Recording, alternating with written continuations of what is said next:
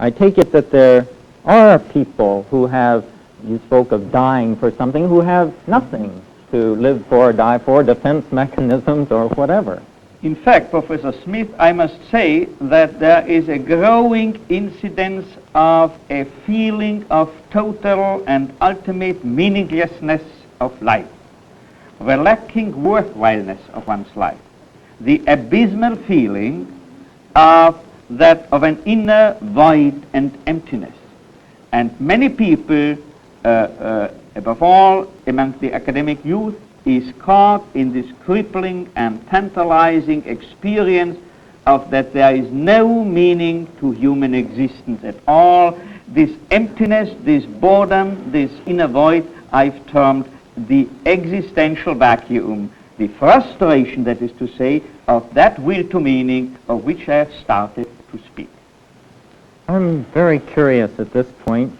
You have been a frequent visitor to our country.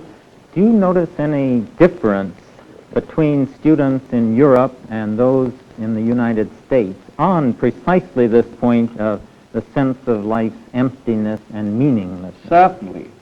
For instance, once I've improvisingly conducted a statistical inquiry and research among my students at the Medical School of Vienna University, students for whom I'm lecturing in German, that is to say, West German, Austrian, Swiss students, and so forth.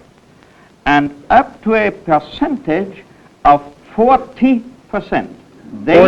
Not 14. 40. Why?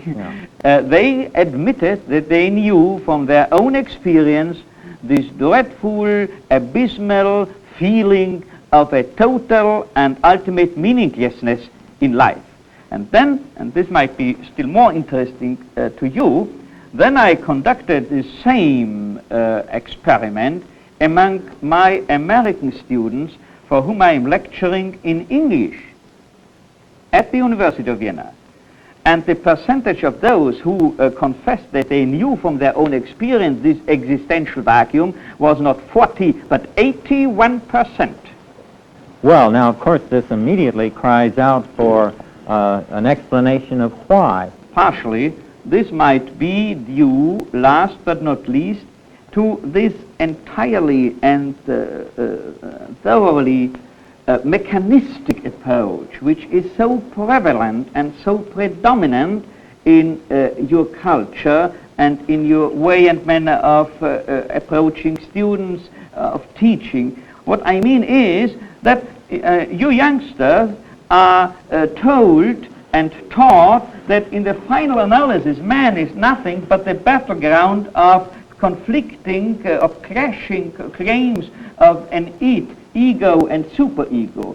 Oh, in the final analysis nothing but, I'm stressing nothing but, the outcome, the mere outcome of various conditioning processes, be it that we then have to deal with sociological conditions or with conditions of psychological or biological nature and origin. This might be one of the causes accountable for this present state of affairs.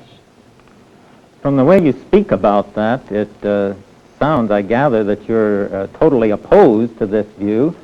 Is man then not caused? Is there no conditioning going on? As a clinician, you may be sure that I am fully aware of that man is also determined and conditioned. What I'm against, what I'm pleading against is solely pan-determinism, as I used to call it. That is to say, regarding man as fully conditioned and determined. And as in my other quality you ascribe to me, not as a professor in 2 disciplines, but as a survivor of 4 German concentration camps, I can tell you that surely man is subject to conditions. Man is not at all free from conditions. But man is always free to take a stand toward whatsoever conditions he might be confronted with. And in this taking a stand, and to this precisely, to this very extent, he is free. There is choice of which attitude to adopt whenever confronted with an unchangeable situation. And when you are teaching people and preaching that man is to be, human existence is solely to be explained in terms either of the machine model or the rat model, I'm quoting now Gordon W. Allport, then you should no longer be surprised and astonished when people finally really behave like automata. They've never been taught and told anything else.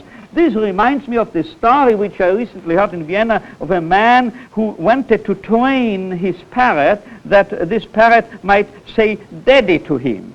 And this parrot did not do anything like this. And in order to punish the parrot, he jailed it overnight in the hen house. And when he visited the hen house in the morning, he found all chickens killed by the parrot, and the last living chicken the parrot held in its claws and bet it and screamed, "Say daddy to me, say daddy to me." He just behaved as he had been taught and told by his owner.